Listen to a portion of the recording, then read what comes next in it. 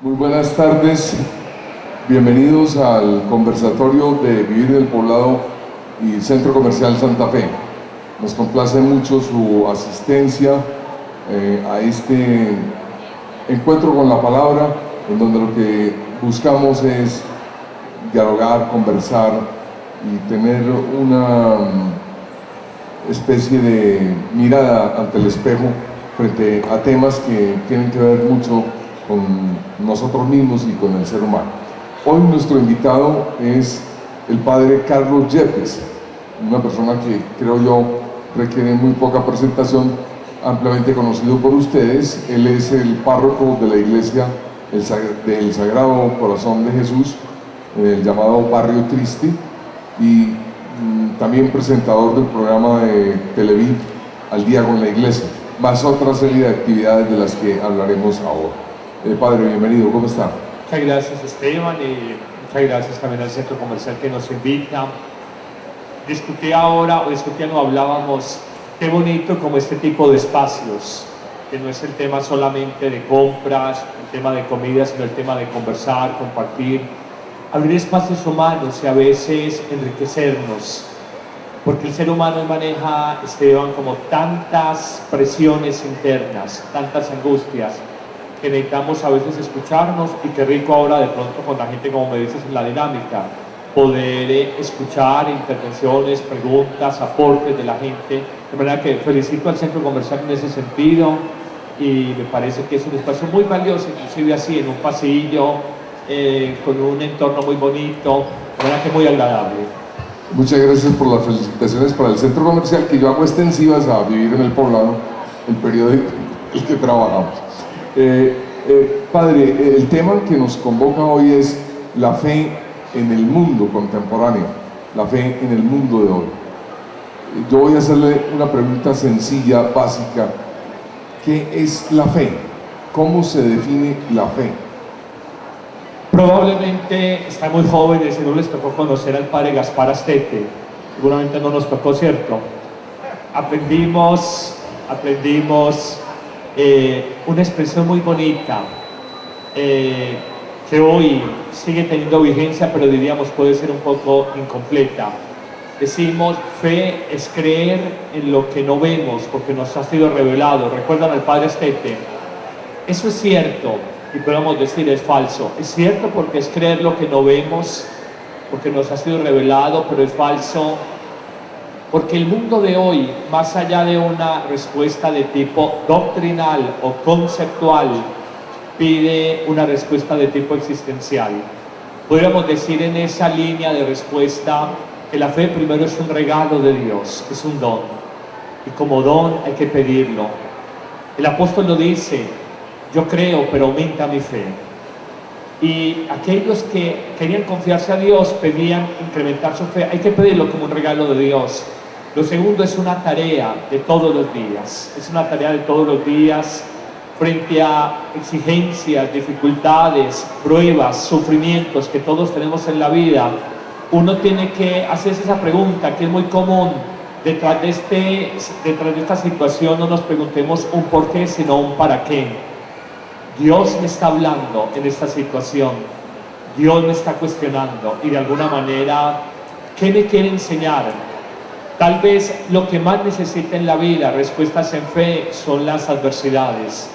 Manejar un ascenso económico, manejar la compra de un apartamento, es fácil decir, Dios tan bueno conmigo, Dios me bendice, pero manejar una pérdida de empleo, manejar el duelo con ocasión de una separación matrimonial, manejar una crisis de depresión, eso no es fácil de entender, y solo desde la fe, una fe profunda que es confianza, abandono en Dios, entrega a Él, uno puede de alguna manera descubrir que el buen Dios ahí nos está acompañando, y es tal vez lo más hermoso de la fe cristiana, Esteban, y con esto termino esa partecita para no ir conversando, y es lo siguiente: lo más hermoso de la fe es descubrir que no solo en los buenos momentos, sino en las dificultades de la vida, es cuando más cerca está Dios de nosotros. Yo no sé la gente aquí qué problemas tenga, pero estoy convencido que cuando uno tiene más angustias, más contratiempos, más reveses, es cuando Dios está más cerca de uno. Y esto solo se comprende por fe. Cristo, como nadie, sintió la cercanía del Padre Dios en el momento de la cruz. Y uno lo siente quizás cuando está más crucificado interiormente. Padre, hago una pregunta cruda. Si eso es así, ¿por qué hay tanta gente que no tiene fe? Voy a decir, hay la fe explícita, la que se manifiesta a través de una práctica religiosa o a través de decir, yo creo en Dios. Y hay una fe implícita. Yo no creo que sea tanta la gente que dice no tener fe. Hoy hay cierto discurso que se llama desde el pensamiento ideológico moderno laicista o secularista, que dice de alguna manera, yo no necesito de Dios. Y ha sido de alguna manera la pretensión a través de distintas formas ideológicas en la historia humana, pero siempre el hombre descubre que él es incapaz por sí mismo, per se, de alcanzar su propia planificación. Somos eternos buscadores de verdades, somos eternos buscadores inconscientes de felicidad en el corazón. Y uno busca desde el punto de vista material, la comodidad, el confort, desde el punto de vista, no sé, del conocimiento, desde el punto de vista estético, hacerte una cirugía, irte a una sala de belleza, hacer una dieta, hacer ejercicio. Todo eso nos puede dar hasta cierto punto alegría, satisfacción, plenitud. Pero allá en lo más hondo del alma hay una búsqueda de todo ser humano que solo es capaz de llenar Dios. Esto lo expresó magníficamente hace 16 siglos San Agustín, el gran pensador del primer milenio cristiano, cuando lanzó esta expresión que a mí en lo personal siempre me ha encantado. La frase dice así: Señor, nos hiciste para ti, y nuestro corazón andará inquieto hasta que no descanse en ti. El ser humano siempre es un buscador, más o menos inconsciente, de felicidad. Voy a hacer propaganda acá, somos la generación de vivienda. Buscamos la felicidad en el lugar equivocado. Y la fe, una fe religiosa, en la expresión que tú le quieras dar a Dios, que en último término es el mismo Dios, una fe religiosa te ayuda inmensamente, no solamente a darle sentido a la vida, sino a relativizar problemas y a planificarte cuando tienes como esa búsqueda de verdad y de satisfacción. Todos los que están acá, con seguridad que en la casa puede que los esté esperando el esposo, ve, para la comida, puede que estén cansados, puede que hayan otros programas por hacer. Quienes estamos acá, Esteban, en el fondo, muy en el fondo, somos buscadores de infinito, hay hambre de eternidad. Cuando el ser humano es capaz de alguna manera, de despejarse de este mundo de prisas, de afanes, de fatigas, de cargas existenciales, de angustias, de responder a compromisos, cuando el ser humano es capaz de sentarse por un momento a hacer silencio, él descubre que nada de lo terrenal es capaz por sí solo de llenarlo, porque tiene un sello, la temporalidad, y el ser humano se resiste a la finitud. El ser humano tiene un hambre inconsciente de inmortalidad, una sed de eternidad. De ahí surge la fe, esa búsqueda del trascendente, esa búsqueda de Dios, que por distintos caminos nos lleva a la verdad del único Dios creador, con el nombre que le queramos dar. Los seres humanos son, bueno, los de ahora, no sé, hace 40 o 50 años cómo se veían a sí mismos, son seres fragmentados y al mismo tiempo integrales, si se puede decir. O sea, quiero decir, ya una persona no es solamente su cuerpo, su oficio, su profesión o su ideología, es un ser integral. ¿Estoy equivocado sobre eso? Me parece muy importante tu pregunta, Esteban, porque a veces se vende la idea, y creo que en eso, si tenemos claridad, podemos aportar mucho a otras generaciones, la familia, los amigos, quizás los hijos.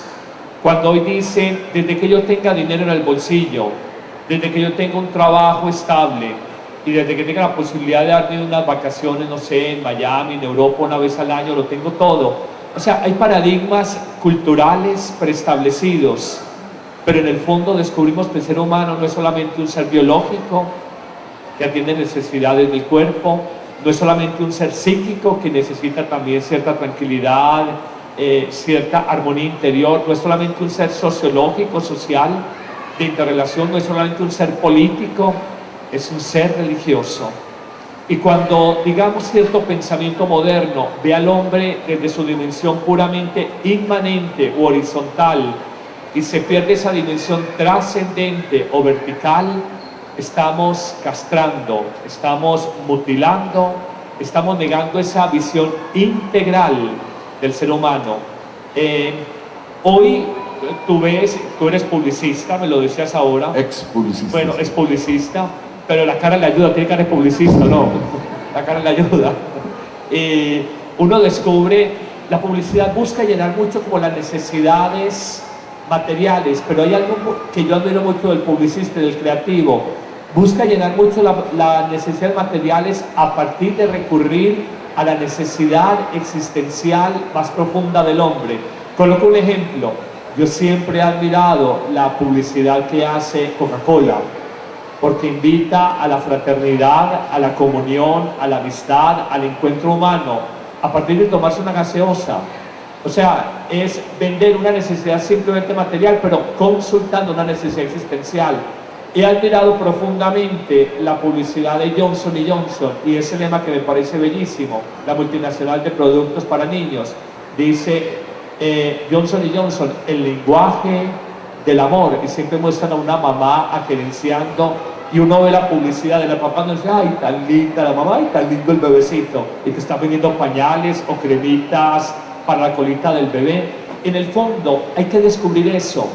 Un publicista, un creativo, un hombre del mundo del consumo, del comercio, nos muestra como nadie esa necesidad más espiritual que hay en todo hombre, y que la fe es un buen camino para la respuesta. Necesidad de alegría, necesidad de esperanza, necesidad de paz, necesidad de libertad interior, necesidad de uno abrirse con confianza como al futuro, sin estar lleno de miedos y aprensiones que manejamos tanto los seres humanos. Hoy estamos llenos de cosas, pero vacíos de todo, de Dios y de su amor trascendente. Padre Carlos Yepes. Soy que me paro, pero no me voy a parar aquí, esto es conversatorio. Sí, por favor, sí. Pero sí nos puede dar una bendición al final, si quieren. Padre Carlos Yepes, muy bonito todo lo que dice, pero el mundo contemporáneo está hecho como para la antife. O sea, miro hacia arriba y no hacia allá, y todo lo que veo es un templo al materialismo, al consumo, al lujo. Todo eso no conspira contra la fe. Pregunto. Voy a decir esto. Creo que el mundo de hoy tiene una oportunidad privilegiada, interesantísima. Cuando el ser humano va descubriendo que lo que nos muestra la sociedad todo como perfecto no es perfecto, el ser humano sigue buscando. La gente tiene mucho temor de las crisis y nadie quiere estar en una crisis porque la crisis desacomoda. Una crisis económica, una crisis existencial, una crisis con ocasión del amor humano, esta persona no me quiere, infidelidad, una crisis de fe. Por la crisis, en el dolor del desacomodo, lo lleva a la búsqueda de una verdad más alta. Y cuando una crisis se maneja bien, uno sale fortalecido, uno sale crecido. Hoy, digamos, se busca a partir de todo lo que nos rodea, que es bonito, que es bello, que es atractivo, y uno cree que va a encontrar felicidad, pero el ser humano inconscientemente descubre, tengo esto, pero no soy feliz. La verdad es que casi 20 años de sacerdocio y trabajar con todos los estratos sociales, le muestra a uno que por más que el mundo, de pronto los más jóvenes, porque por su falta de experiencia de vida, piensen que la vida es esto, los que ya tenemos algún recorridito, decimos, la vida es más que esto. Esto de entrada puede gustar, puede atraer, puede fascinar, pero en último término es solo Dios el que es capaz de llenarlo a uno. Y ese camino de Dios es solamente la fe. Los místicos entendieron esto muy bien. Juan de la Cruz, un místico español que quiso mucho Juan Pablo II, hizo su tesis doctoral, La fe en San Juan de la Cruz, y aprendió lengua castellana estudiando este místico. Él decía algo muy bello, donde termina el conocimiento, comienza la fe. O sea, la fe es un camino de aprehensión, de una experiencia más alta que el mero conocimiento racional, la racionalidad de las ciencias sociales, ciencias exactas, ciencias naturales, ciencias humanas, no alcanza a llenar. Donde termina el conocimiento, la racionalidad humana, comienza la fe. Y es una experiencia muy linda. Los místicos y la mística en el mundo del materialismo, en el mundo del consumismo, en el mundo del comercio, en el mundo de la sola materia, la sola exterioridad, es hoy cuando tiene una oportunidad más grande de hablarnos, porque la luz se descubre más intensa, es sobre todo en la oscuridad. Tú dices fe en Dios, pero entonces yo prendo el televisor y veo una cantidad de dioses, con todo respeto, Jehová, Alá, mínimo 108 en la India. Entonces yo digo, pero ¿cuál Dios? ¿En cuál de todos estos dioses debo tener fe?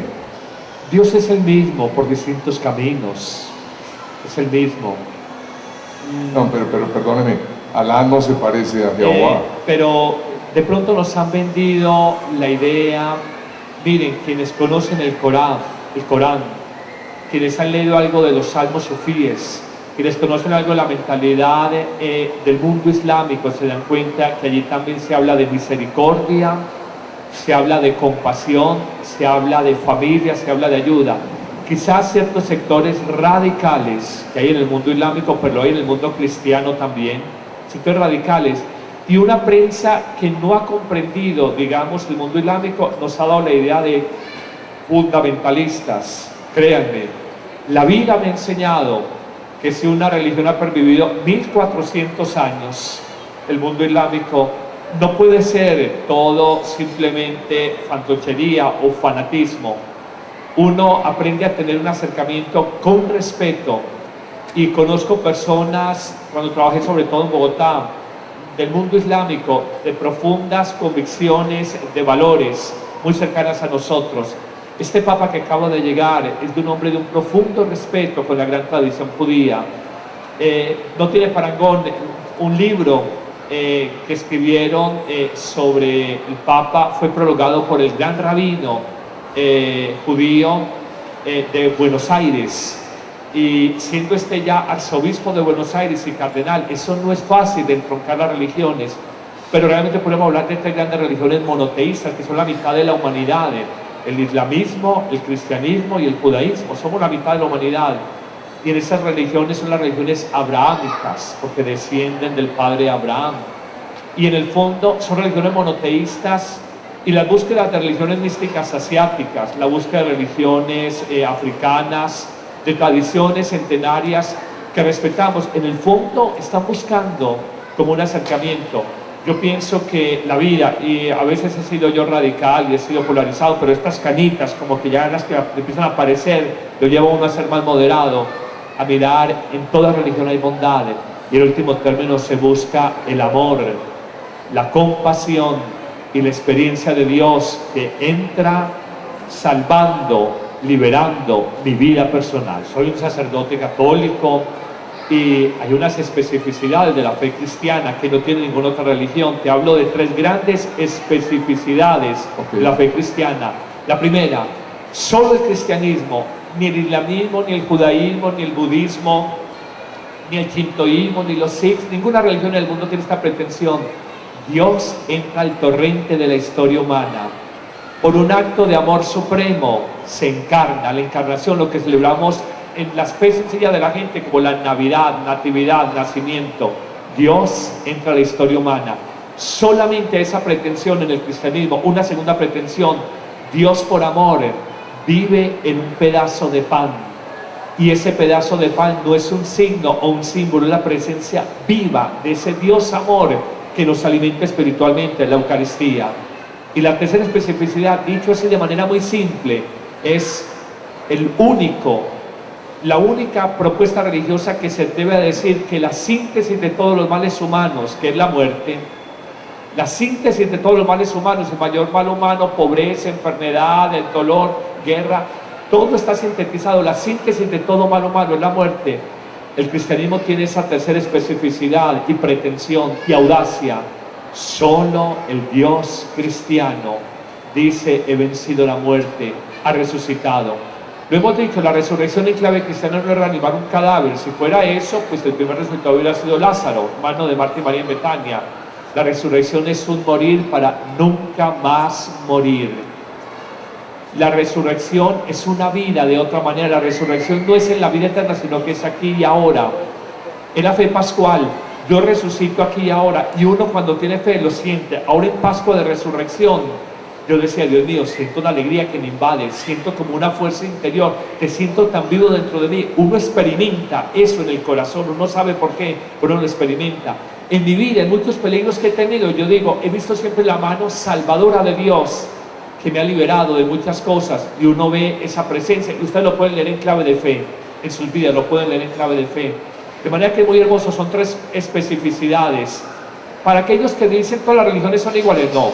Buscan lo mismo, a Dios, pero por caminos distintos, y aquí cualificada, permítame la expresión cualificada. Solo Dios entra al torrente de la historia humana, la encarnación, por amor. Solo Dios se hace presente en un pan que llamamos el pan de vida, la Eucaristía, y solo Dios ha vencido, ese hombre ha vencido la muerte, diciéndonos nosotros, el destino final del hombre no es morir para siempre. La muerte con toda la carga de dolor que tiene en nuestra vida, la muerte de una mamá, de un cónyuge, de un hijo, algo tan doloroso como esto, de un hijo. La muerte, cuando hay una fe pascual, una fe en la resurrección, no dice, en la vida eterna me encontraré contigo. Pablo sintetiza esto muy bellamente. Morimos cuerpos corruptibles, resucitamos cuerpos incorruptibles. Muere este cuerpo, pero el alma no muere eternamente. Los escritores nos encanta el cotilleo, el chismorreo, averiguar la vida de la gente. Usted se volvió sacerdote, ¿cómo, cuándo, por qué? Cuente a ver. ¿Nos confesamos o no? Pero claro, con el padre Esteban, mira, le garantizo absolución. Si nos ven en la calle nos piden medallita. ¿A cuál le piden medallita? ¿La cara le ayuda más al que a mí o no? Sí, pero... Bueno, ¿cómo se volvió sacerdote usted, Carlos Arturo? yo nunca pensé en ser sacerdote, nunca. En mi casa, voy a decirlo con cariño, en mi casa decían que a los curas oírle la misa y sacarles el cuerpo. Oírles la misa y sacarles el cuerpo. Decían esa expresión. Eso es sabiduría paisa. Sí, será. Yo realmente nunca fui catequista, nunca fui acólito, monaguillo. Estudié una carrera, estudié Derecho. ¿Perdón? ¿Estudió qué? Derecho. ¿Usted es abogado? Abogado, sí. Con razón la lengua. Sí. Con razón. Tú eres escritor, con razón la lengua. Entonces, ¿usted terminó primero Derecho? Sí, terminé Derecho, y terminando Derecho tuve una crisis grande en mi vida. Por eso cuando les hablo de las crisis, fue la primera crisis, tenía 22 años, por una pelea con un hermano. Somos 5 hijos, yo soy el de la mitad, mi hermano menor. Me fui de mi casa 15 meses. Eso que uno haya cogido cara de bobito, uno siempre fue bobito. Eso la cosa fue con los años ya. Me fui 15 meses de mi casa y tuve una crisis grande porque me imaginaba en el derecho como un estudiante de derecho hacia política, no me pregunten con quién, con un líder político, y por ahí está andando y no voy a decir quién, pero me sentí utilizado en política, lo digo con todo cariño. Era muy envalentonadito, como es uno de los 21 o 22 años, y me dio por, manejaba el periódico de la Universidad de Medellín, y me dio por sacar un editorial nada menos en el periódico contra el rector. Se me olvidó que era una universidad privada y no pública, y él me llamó y me dijo, usted me prueba lo que dice ahí o lo expulso de la universidad. Esto no es la de Antioquia, esto es la Universidad de Medellín, una universidad privada. Vino una crisis, me dio unas pruebas frente al tema de rectoría, el rector renunció, pero yo no me sentí tampoco bien con eso, me sentí utilizado en política, me fui de mi casa y me planteé qué sentido tiene mi vida, y me sentí en el fondo que yo quería buscar siempre dónde está la verdad de todo. En ese año vino el Papa Juan Pablo II a Colombia. Alguien me había dicho, ve, para el periódico de la universidad, hace un cubrimiento periodístico de la venida del Papa, y nos dio en escarapelas, estuvimos en Bogotá, Chiquinquirá, en Medellín, hasta recuerdo una anécdota, fuimos a hacer una visita a la Nunciatura Apostólica cuando estuvo en Bogotá, martes 1 de julio del año 86. Y la policía en esa época en que estaba muy activo el movimiento de izquierda y guerrillero, el M-19, había mucho universitario, estaban muy a la expectativa de cualquier grupo. Pues nos cogieron a nosotros, un grupo universitario, y pensamos que éramos guerrilleros. Y porque intentamos entrar a la Nunciatura Apostólica en una serenata al Papa sin permisos. Y yo recuerdo que esa tarde, martes 1 de julio del año 86, a las 5 de la tarde estamos en el Palacio de Nariño viendo pasar al Papa de un encuentro con el presidente Belisario Betancourt, que terminaba presidencia, y Virgilio Barco, que iba a recibir en agosto próximo. Era el presidente electo, más no posesionado. Y recuerdo que a las 5 de la tarde íbamos al Palacio de Nariño y a las 8 de la noche yo estaba encarcelado. Yo viví un carcelazo, tenía 22 años, nos encarcelaron, la noche completa la pasamos allá en un calabozo de la Sijín en Bogotá, como 14 universitarios. Y yo decía, del Palacio de Nariño a un calabozo de la Sijín, es en 3 horas, eso es desde muy arriba, caer muy rápido. Decía, una experiencia bonita. En todo caso, de pronto no es el tema, esa venida del Papa a mí me marcó. Y luego descubriría que mucha gente, donde el Papa estuvo, en muchos países del mundo, sintió ese llamado de Dios. Yo vi en el Papa algo, un hombre que primero convocaba multitudes, y había esa pasión política también por el tema de multitudes, y segundo, un hombre que tenía fuego en su palabra y que hablaba con verdad. Y yo dije, con el derecho al carajo, me voy de cura. Pero sabía que en mi casa no podía hacer nada, entonces empecé a hacer todo calladito. Busqué un padre que conocía el pastoral profesional, pastoral universitario y profesional, y le dije, ve, yo quiero esto. Me dijo, no, ¿cuánto te falta para acá? Porque me faltan 6 meses. Dijo, no, termina tu carrera y presentar tus preparatorios. Con sabiduría, ahora entiendo yo al principio como aburrido, acepté el consejo, tener la carrera, y luego me presenté al seminario y me metí. Y recuerdo que yo quería tener eso como culto en la casa para que no me pusieran pinga, porque todo el mundo dice, tan lindo un sacerdote, pero que no sea el hijo mío, sino el de la vecina, porque el hijo mío ya no. Y cuando me tocó pedir una carta de recomendación al párroco, en la parroquia de Lourdes, en el velódromo, él conoció una tía mía y le dijo, ve, yo no sabía que tu sobrino quería irse de padre. Y dijo, ve, yo tampoco. Entonces la tía le contó a mi papá. Dijo, ve, Arturo, ¿por qué no me contaste que Carlos se quería ir de cura? Y me dijo, yo no sabía. Entonces papá le contó a mamá. Dijo, mija, ¿usted por qué no me contó que Carlos quería irse para el padre? Yo tampoco sabía. Lo que llama teléfono roto. Y mi mamá un día llegué por la tarde, y mi mamá se muy frontera y me dijo, mijo, venga para acá. Tenía yo 23 años. Y me dijo, mijo, ¿usted ha pensado irse para el seminario? Seminario, ¿usted seminario de derecho laboral o civil? Algo así, por dorarle la píldora. Me dijo, no, mijo, seminario donde forman los curas. Dije, mamá, pues no, yo no he pensado. Me dijo, ve, ¿y por qué le pediste carta de recomendación al padre de Lourdes, el padre Ismael Mejía? Y entonces yo aterrado, yo dije, mamá, ¿cómo supo? Entonces me contó, es que tu papá me dijo, y a tu papá le dijo la cuñada le dijo el párroco, le diste al párroco. Y le conté, y al principio me dijo, mijo, es un embeleco suyo. ¿Cuándo ha pensado en eso? Y ahora la vida da vuelta. Mamá al principio dijo, ese es embeleco, y cada vez se sale. Y la llaman cara, ay señora, qué vocación la del hijo suyo. Entonces la vida a uno le tapa la boca. Bueno, resumiendo, y perdónenme la demora.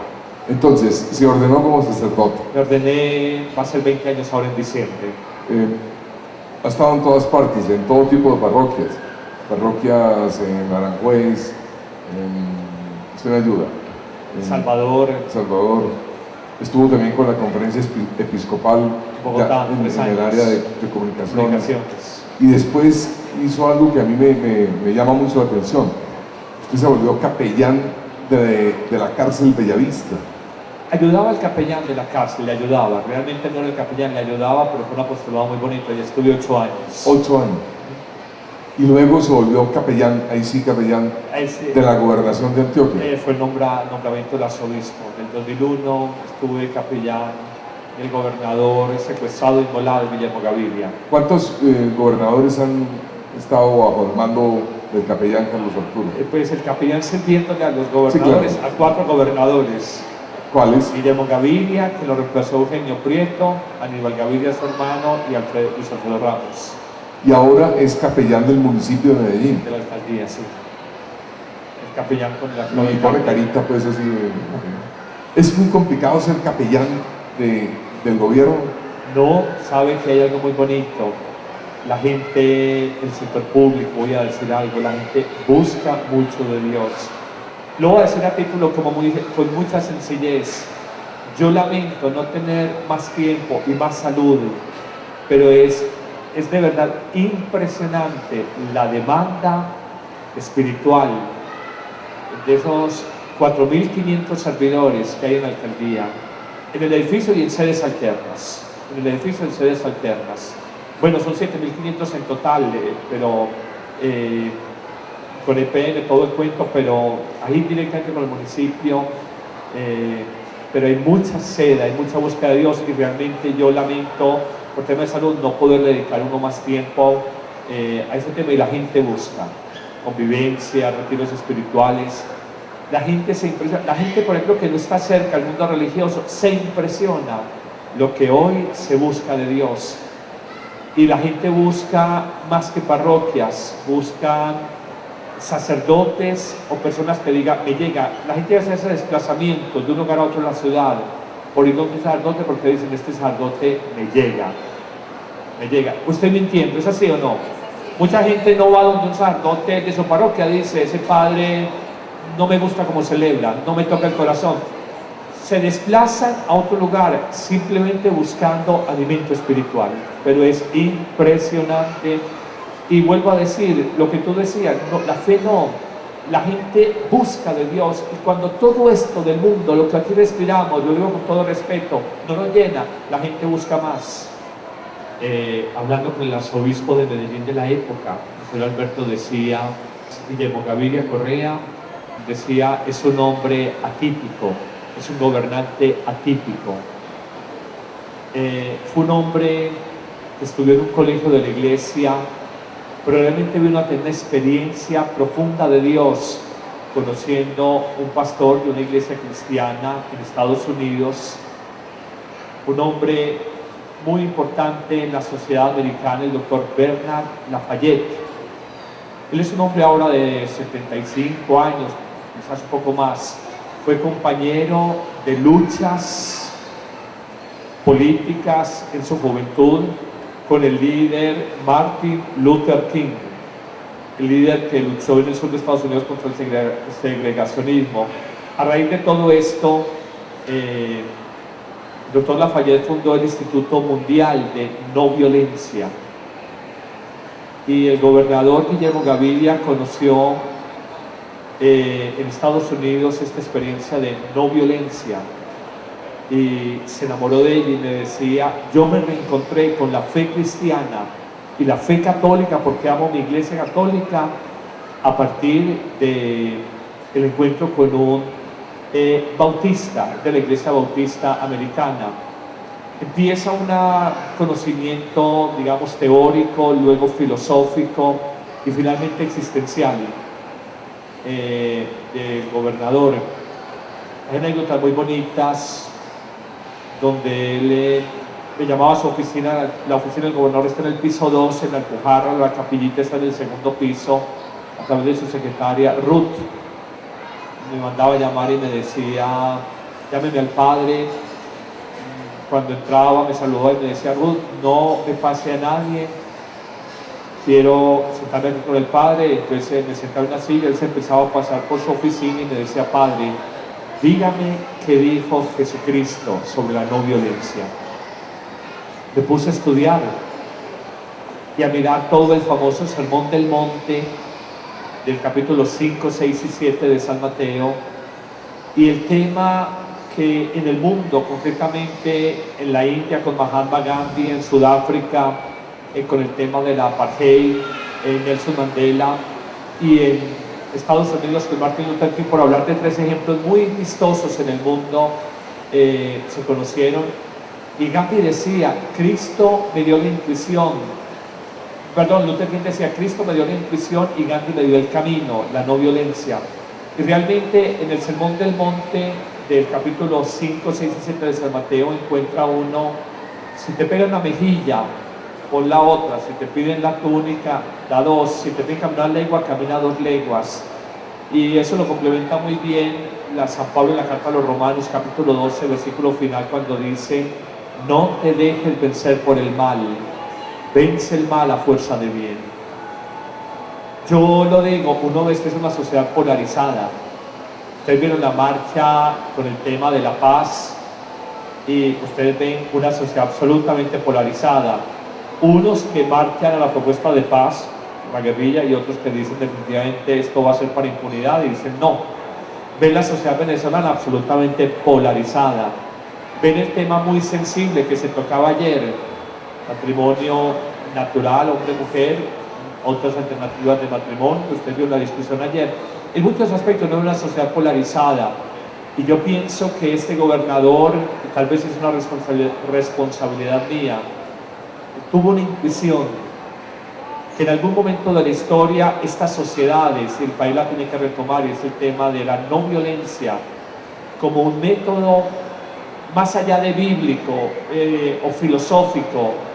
Es un proyecto político que puede ayudar a sanar sociedades tan polarizadas y tan fragmentadas como la nuestra. Y yo creo que él entendió en ese momento esa realidad, porque él me lo decía, y se lo decía a su equipo de secretarios de despacho. En el primer semestre del 2002, hace 11 años, de cada 3 muertes violentas en Colombia, de cada 3 muertes violentas, una eran en Antioquia. Entonces él decía, hay que explorar caminos de reconciliación, y él escribió en ese proyecto La No Violencia, donde hay mucha tela para cortar, y que es un proyecto que espero que en algún momento, él me contaba ahora que cineasta Víctor Gaviria está haciendo un documental sobre esto, y está buscando personas claves en torno a esto. Lógicamente pues tuvimos una entrevista con él, y le dije que bueno que la gente redescubra la historia, porque quedó en un ambiente en el que realmente esta idea fue un ingenuo, se metió en la boca del lobo, y puede que haya habido algo de eso, pero también fue un hombre que buscó, que creyó en un proyecto político y filosófico, la no violencia, y que se la jugó hasta el fondo en eso. Y eso no es fácil encontrar en nuestra clase dirigente y gobernante personas de ese talante. ¿Cómo hace uno para aumentar la fe cuando a veces uno ya no ve con esperanza y cree que todo está perdido? La fe, o mejor, la oración de fe, porque tú tocas ese tema, lo que pedimos en oración. La oración de fe, la verdadera oración de fe, grábense esta frase: no es pedirle a Dios que haga mi voluntad, sino pedirle a Dios que yo haga su voluntad. Tocando el tema de la fe, sabiendo que el fin de todos los males es la muerte, ¿cómo nos debemos preparar como cristianos para tener fe en ese día final? La fe no se improvisa, la fe es como los buenos vinos, necesita tiempo para añejarse. Cuando uno en la vida le viene una crisis, una extorsión, una quiebra económica, un problema serio de salud, la muerte de un ser querido, una separación matrimonial, cosas cotidianas, y uno no tiene fe, ese problema, perdóname la expresión, lo cogió a uno con los calzones abajo. Si es tan escritor, es abogado, yo quisiera saber si usted ejerce la profesión de abogado, y si no es imputativo, usted es abogado.